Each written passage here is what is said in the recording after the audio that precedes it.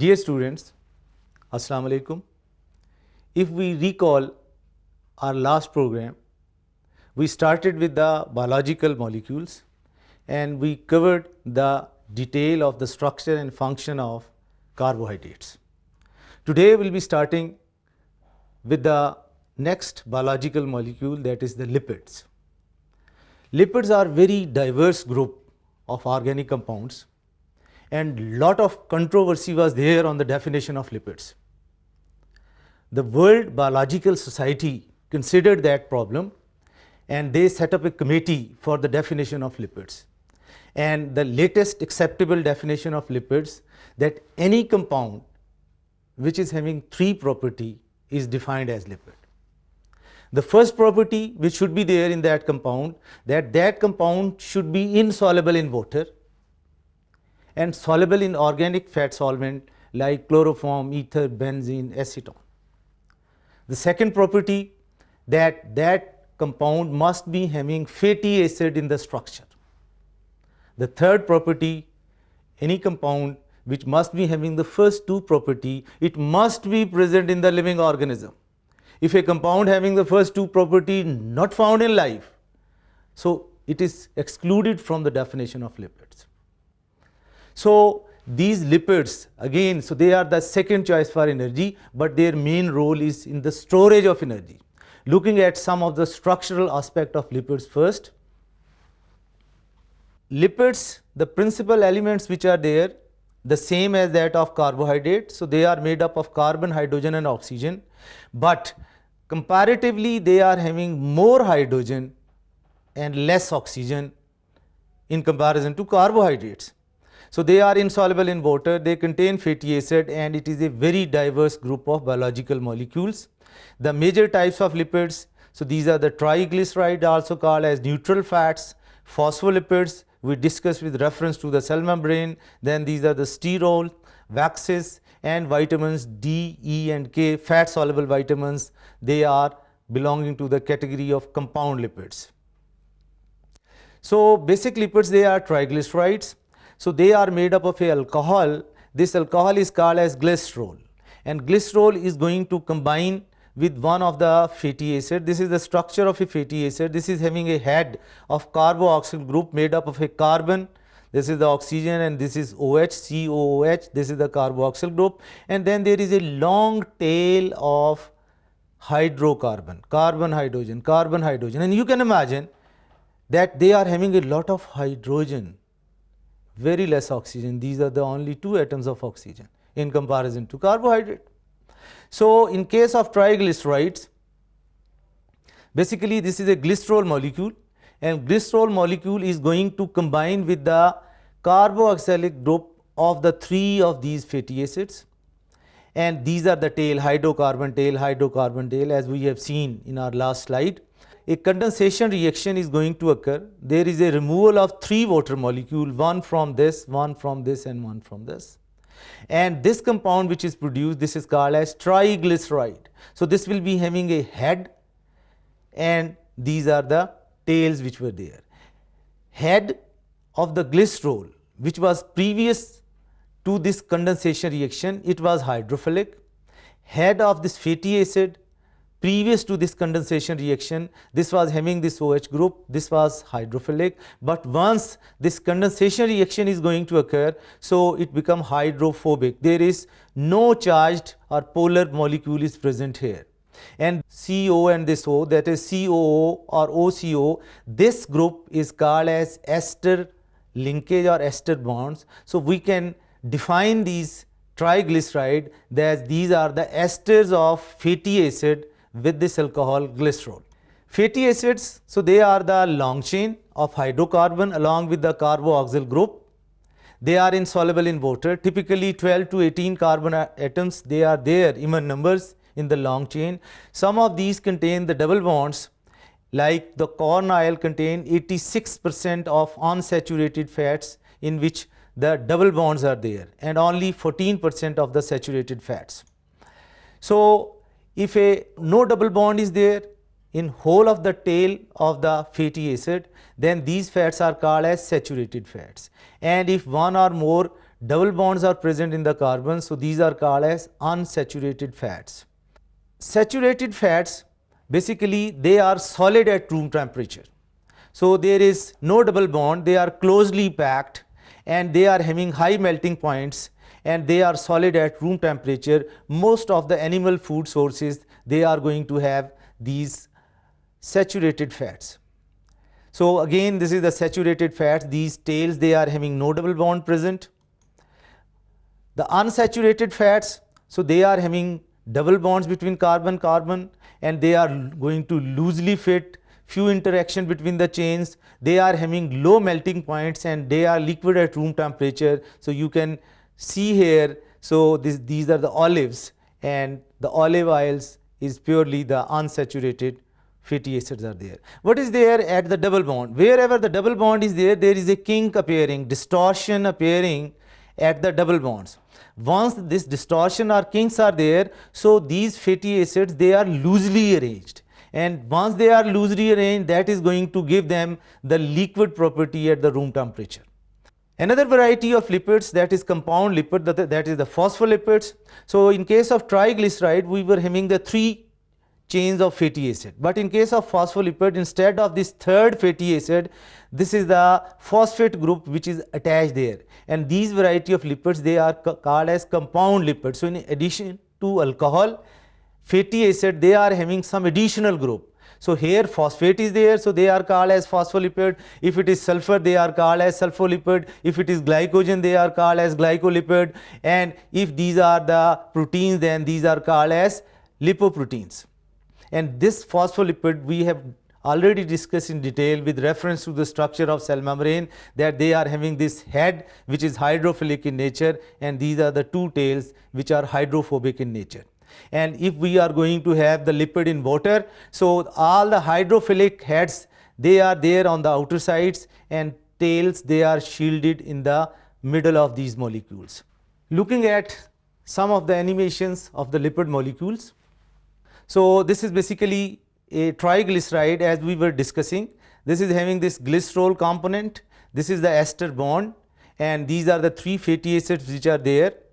So basically, if we are going to look at these triglycerides, are the basic building units of most of the common fat which are going to occur in our body. So if we are using the word fat or lipids, so in general terms, we are going to refer to this structure of triglyceride, which is going to have 3 of these tails of fatty acids, and these tails are made up of basically the fatty acids, and this is one of the palmitic acid, and this palmitic acid is present mainly in the palm oil, and it is basically from these nuts, and that is going to have no double bond. So these are the 2 carbon molecules, 4 carbon molecules attached, 6 carbon molecules, 8, 10, 12, 16 carbon molecules, they are present in this palmitic acids. So this is the double bond which is present here, and this double bond in oleic acid, different from the palmitic acid, this is going to lead to a kink. So this double bond is going to lead to this kink, that is giving the change in nature of this lipid. So they are solid, these are solid, and these are the liquid at room temperature. More the double bonds, so more the kinks are there. In case of linolenic acid, so more double bonds. If only 1 double bond, we are going to say mono unsaturated. If 2 di unsaturated, many, then we are going to use the word poly unsaturated fatty acid. So this is basically the glycerol molecule, palmitic acid combining here, removal of a water molecule, formation of this ester bond which is there, this is called as monosaccharide, di, and if the 3 of these are there, so that is called as trisaccharide, which is the commonest variety of fat. Here some of these fatty acids which are attached there, this was the palmitic acid here, this was the oleic acid here, this was linolenic acid there at within these tails. In another animation, looking about the compound lipids which are having the additional molecule than the fatty acid and glycerols. So phospholipid is the commonest variety of these lipids which are present in our cell membrane. Looking at the animation of this cell membrane, Looking at this animation, these are the phospholipid molecules, and they are going to have heads which are soluble in water molecule, and these are the tails which are insoluble in water molecules. So heads are said to be hydrophilic, the tails are said to be hydrophobic in nature. So they are going to condense together, coming nearer to each other, and if they are dissolved in water, so they are going to form these micelles, the spherical bodies, or the bilayer which was there in case of cell membrane, we already discussed in detail. Looking at another animation, just to summarize all the structural feature of the lipids. These are the second groups, mainly for the storage of energy. These are the lipids, and here you can see the glycerol, and there these are the two tails which are straight, and here the double, due to double bond, so this tail is having the kink. The saturated fatty acid, no double bond is present, all the chains they are being straight. Unsaturated fatty acid, the double bond is present here between carbon and carbon, so most of the cornflower oils and all those oils we are going to use, that is the canola oil or sunflower oil, all of these are basically the fatty acids. Going to look at the phospholipids, so they are going to make bilayer, we have already discussed in detail, and this is the structure of the cell membrane having a lot of compounds. So these are the phospholipids, these are the proteins, and these are the cholesterol molecules which are present inside, which is also one of the variety of lipids. Going with the functions of lipids, so they are again the energy source, they are the prime source for energy, they are energy storage compound, any amount of lipid can be stored. They are going to perform the function of insulation, they are going to perform the function of protection and packing material. So they are the structural component of cell membrane, and they are having hormonal role with reference to the steroid hormones. Lipids are very vital compounds with reference to storage of energy, because if we are using 1 gram of carbohydrate for the purpose of energy, so we are going to take 4.1 kilocalorie, equivalent to 17 kilojoule of energy. But if we are using the same 1 gram of lipids, so we are going to have double the amount of energy, that is almost 9.1 kilocalorie, equivalent to 38 kilojoule, almost the double amount of energy. So why this double amount of energy? Can you answer? I hope so. You must have learned basically the energy is coming from these carbon-hydrogen bonds, and lipids are having long tails, lot of carbon-hydrogen bonds are there, which are deficient in case of carbohydrate. So although they are the second choice for energy, first choice still these are the carbohydrate, but they are storing double amount of energy than carbohydrates, and there are no limits. You must have seen very obese people, a lot of fat around the tummy, around the hips. So there is no limits for storage of lipid, but there was limit for storage of glycogen. Our liver cannot stretch so much, our muscles cannot stretch so much. So main importance here is for the storage of energy. Storage, they are excellent storage compound. Dear students, another important function of lipid is insulation. So fat is the poor conductor of heat. God has given a layer of fat beneath the skin called as subcutaneous fat. So in organisms which are living in the cooler area, there is a very thick layer of fat, while the organism living in the warmer area, there is very thin layer of fat. Another function is waterproofing action. So you know we are having hairs, and beneath the hairs, so there are sebaceous glands are there. They are releasing waxy material, and this waxy material is going to prevent evaporation of water from our body. Similarly, in case of plants, at the leaf there is a layer of waxy cuticle which prevent the evaporation of water. So waterproofing action of lipids. They are also used as a packing material in our body. So in our abdomen we are going to have liver, spleen, kidneys, multiple organs, and there are corner spaces which are left here and there. So all of these are used by fat as a packing material, as a cushioning action there. like in case of kidneys, there is no specific spot to the kidney. It is a thick layer of fat around perinephric fat. Those individuals who are there on the drastic slimming diets, so they are going to first burn their internal body fat, and their kidneys become floating kidneys, and they are having pain in the kidney. Sometime you can say they are landing in the casualty with very severe pain. So these are the cushioning effect of the fat in our body. Then these lipids, they are also used as a main fabric of the cell membrane. We have already discussed bimolecular phospholipid layer. The steroid hormones, like the hormones of adrenal cortex, like the hormones from the testes, that is testosterone, like hormones from the ovary, estrogen and progesterone. So all of these are the steroid belonging to the group of compound lipids.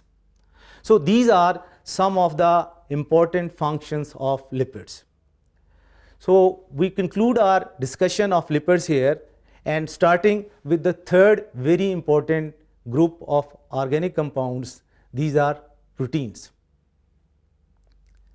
Can you think about, we are all different from each other.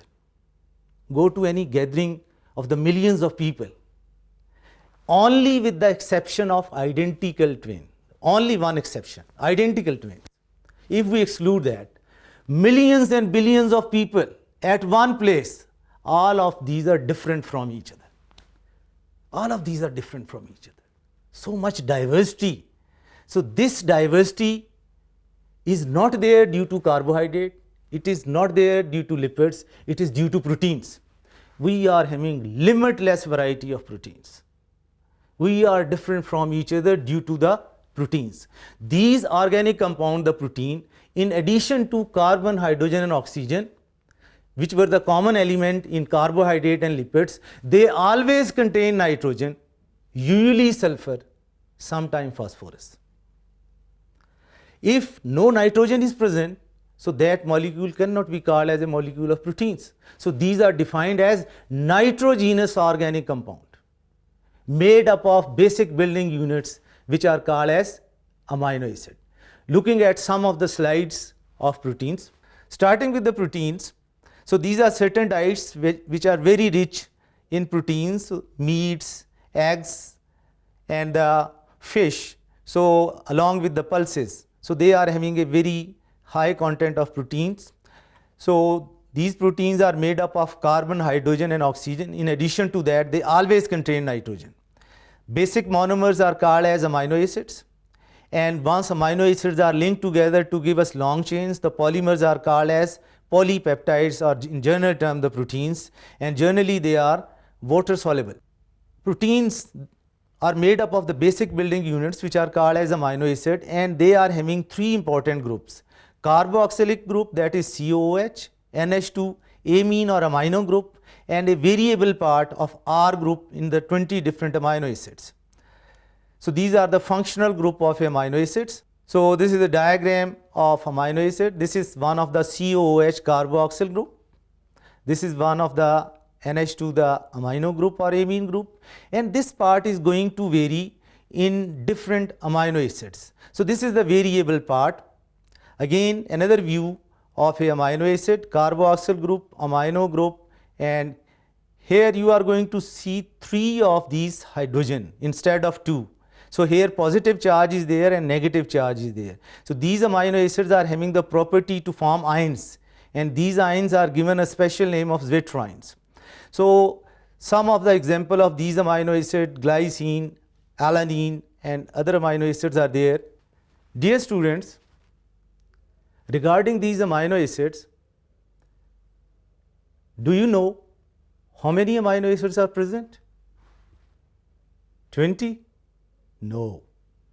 It means you have not gone with the careful reading at the lower level. Up till now, more than 170 amino acids have been discovered. But 26 are found in the structure of protein, and among these 26, 20 are commonly found number of amino acid in the structure of proteins. These 20, these are glycine, alanine, serine, threonine, valine, leucine, lysine, methionine, tryptophan, tyrosine, aspartic acid, asparagine. Then this is the histidine, proline, lysine and hydroxylysine. So these are some of the common amino acids which are present in the structure of proteins. And how these amino acids, these are mostly the 26 which are there, and how they can give us the limitless variety of protein. Yes, it is possible. How many alphabets of English language are there? 26. Go to any library, lot of books. Taking a book of bio, taking a book of chemistry, taking a book of physics, taking a book of any architectural sciences, taking a book of history. All of these books, they are using these 26 alphabets. But they are going to give you the different knowledge, different ideas, different concepts. Similarly, because these are these alphabets which are there in the form of different combination, giving you the different words with the spaces and commas and colons and semicolon. So similarly here, these 26 amino acids, they are going to link together in different numbers, dipeptide, tripeptide, tetra, penta, and they are different in their sequence. So this sequence and number of amino acids, they are going to give us the limitless variety of proteins. Looking at how the different amino acids, they are going to combine together with the formation of a peptide bond, and how these polypeptide, very long chain, they are going to assume the different shapes. So looking at some of the structural slides and animation of these proteins. So this is one of the amino acid. This is another amino acid. A condensation reaction is going to occur between amino group of this amino acid with the carboxyl group of this amino acid, and there is a release of water molecule, and this carbon nitrogen link which is produced, this is called as a peptide bond. Like in case of carbohydrate, what was the basic bond? It was glycosidic bond, 1,4 or 1,6 glycosidic bond. So the basic bond in case of lipid, it was ester bond, and here this is a peptide bond, that is a carbon nitrogen link by a condensation reaction occurring between the two amino acids. So again, a peptide bond shown in another view between nitrogen and carbon of the two different amino acids. Okay, looking how the peptide bond is formed. So this is one amino acid. This is another amino acid with the removal of water molecule linked by peptide bond. Another amino acid coming, removal of water molecule linking with the peptide bonds. So this is a chain, the tripeptide, 3 of these. So once we want to break that, so the opposite reaction is hydrolysis. So in the hydrolysis, so water molecule is going to enter, breaking this amino acid separately. Another water molecule will be added there. So again, there is breakage of this water molecule. So this is the formation and the breakdown of the peptide bonds which are shown in this animation.